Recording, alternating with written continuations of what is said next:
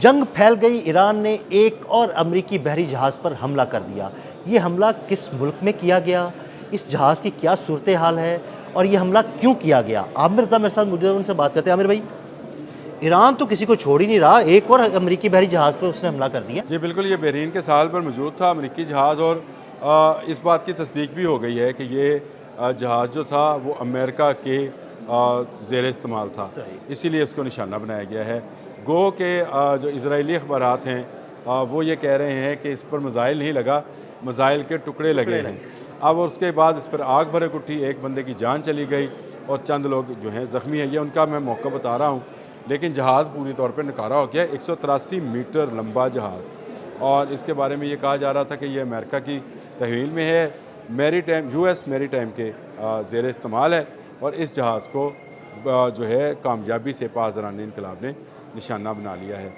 इसके बाद जो है बहरीन में इस वक्त कहा जा रहा है कि धुएँ के बादल उठते देखे जा रहे हैं। जब मैं टाइम्स ऑफ इसराइल को मुताला कर रहा था तो उसमें एक ट्वीट मौजूद था, जिस ट्वीट के अंदर एक अफ्रीकी शहरी ने धुएँ के उठते हुए बादल जो हैं जी बिल्कुल। वो सलमान मनामा जो है सलमान मनामा जो है, ये बंदरगाह के करीब का इलाका है, मेरी नज़र से भी वो ट्वीट गुजरा है जी।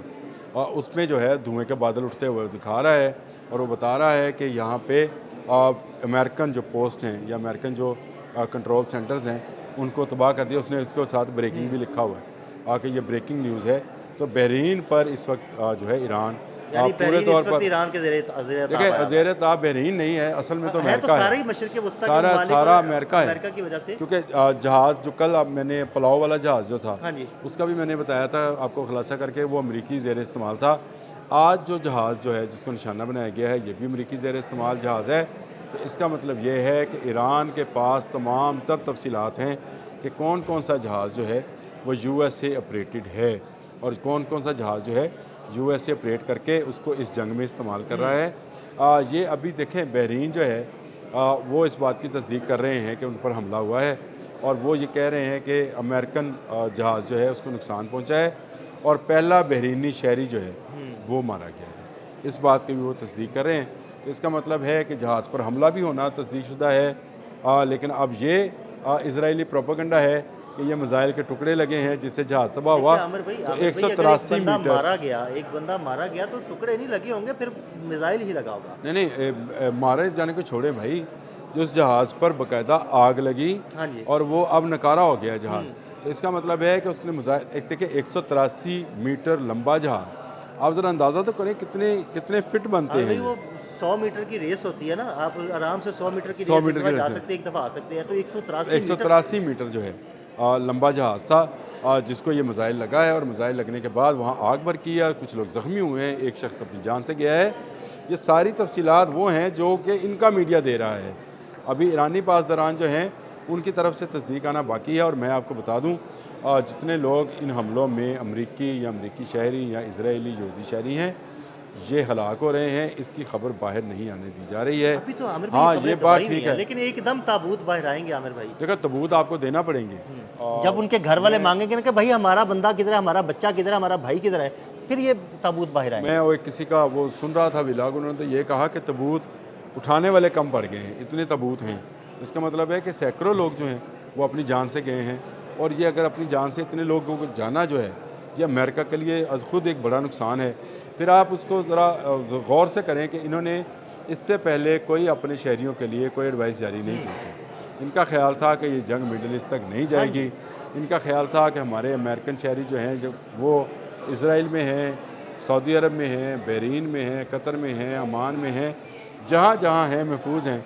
लेकिन ईरान ने सिर्फ 3 रोज़ के अंदर, अभी तो चौथा रोज़ शुरू है, 3 रोज़ के अंदर ये बात बता दी कि कोई अमेरिकन जहाँ जहाँ है वहाँ वहाँ जाकर महफूज नहीं हमला होगा। और ये बात जो है ये अमेरिका के लिए ज़्यादा तशवीशनाक है। देखें, अमेरिका के आयरन डूम नाकाम होता है, अमेरिका का रडार सिस्टम कुवैत में नाकाम होता है, और उसके पेट्रियट उसके अपने ही जहाज़ों को गिराते हैं, जिनको ये कह रहे हैं कि फ्रेंडली फायर था, हालांकि वो फ्रेंडली फायर नहीं था। उसको बाकायदा उस सिस्टम को जैम किया गया और जैमिंग के ज़रिए वो जहाज़ गिराए गए। और अब अमेरिका जो है इस बात को तस्लीम करने पे आ गया है। और मैंने आपके साथ वो एक अमेरिकन एनालिस्ट का पूरा मजमून जो है डिस्कस किया, जिसने सेंटकॉम से ये तफसील मांग ली कि आप बताएं कि किस तरह से उसको पता नहीं चला कि फ्रेंड कौन है और फो कौन है, हाँ जी, यानी फ्रेंड और फो जो इसका सिस्टम है वो ऑपरेटिव क्यों नहीं हाँ, था। बिल्कुल वो सिस्टम ये पता लगाता है कि आपके दोस्त का जहाज़ कौन सा है और आपके दुश्मन का और जहाज़ कौन सा है। ये सिस्टम ना सिर्फ रडार के अंदर मौजूद है बल्कि ये सिस्टम जहाज़ के अंदर भी हाँ मौजूद जी, है, जहाज़ों के अंदर भी जो मौजूद होता अपने है। अपने रडार्स को ये बताता है कि मैं दोस्त हूँ। तो दोनों तरफ से कैसे बंद हो गया, तो इसका मतलब है इसके दरमियान में कोई दीवार आई, जिससे वो ऐसी दीवार थी आज सैटेलाइट से आने वाली, जिसने दोनों को जैम करके रख दिया, यानी अंधा बहरा कर दिया, और अपने ही मिसाइल जो हैं जहाज़ों पर टूट पड़े। और इसके बाद कहीं 5 कहीं 3 की तस्दीक की जा रही है। तो अमेरिका के लिए बड़े खौफनाक सूरत हाल है, ख़ासकर बहरीन जैसे ममालिक जिन्होंने अमेरिकन को पनाह दे रखी है, जिन्होंने अमेरिकन को अड्डे बनाने दिए, जिन्होंने अमेरिकन जहाज़ों को अपनी बंदरगाहों पर रखा हुआ है, उन तमाम रसद के जहाज़ों को, और ये जहाज़ जिसको अब नुकसान पहुंचा है ये रसद का जहाज़ है। रसद का जहाज़। ये रसद के लिए रखा गया था ताकि अब्राहम लिंकन को रसद पहुंचाने के लिए इसको इस्तेमाल किया जा सके, लेकिन इस रसद के जहाज़ पर भी ईरानियों ने हमला कर दिया। ईरानी अभी मज़ीद सरप्राइज़ देने को तैयार हैं, और अभी तो ईरानी आबदोज़ों ने सामने आना है जो कि अभी तक सामने नहीं वो आई। सामने आई तो और अभी तबाही तक होगी। ईरान ने कोई क्रूज़ मिसाइल फायर नहीं किया है, बैलिस्टिक मिसाइलों का सहारा लिया है। अभी उसने क्रूज़ मिसाइल इस्तेमाल करने हैं, और अभी खैबर शिकन से भी ज़्यादा तेज़ रफ्तार मिसाइल उसके पास मौजूद हैं। अभी उसने आमिर भाई वो आराम से थोड़ा करके अपना सरप्राइज बॉक्स खोल रहा है। देखिए, पहली बात तो सरप्राइज बॉक्स भी आराम से खोल रहा है, दूसरा जंग की हिकमत अमली के हाँ जी। मुताबिक जैसे जैसे दुश्मन वार कर रहा है वैसा वैसा वो उसको जवाब दे रहा है। जहाँ जहाँ से वार किया जा रहा है वहीं वहीं पर जवाब दिया जा रहा है, चाहे वो कुवैत है, चाहे वो इराक है, चाहे वो बहरीन है, चाहे ओमान है, चाहे वो सऊदी अरब है।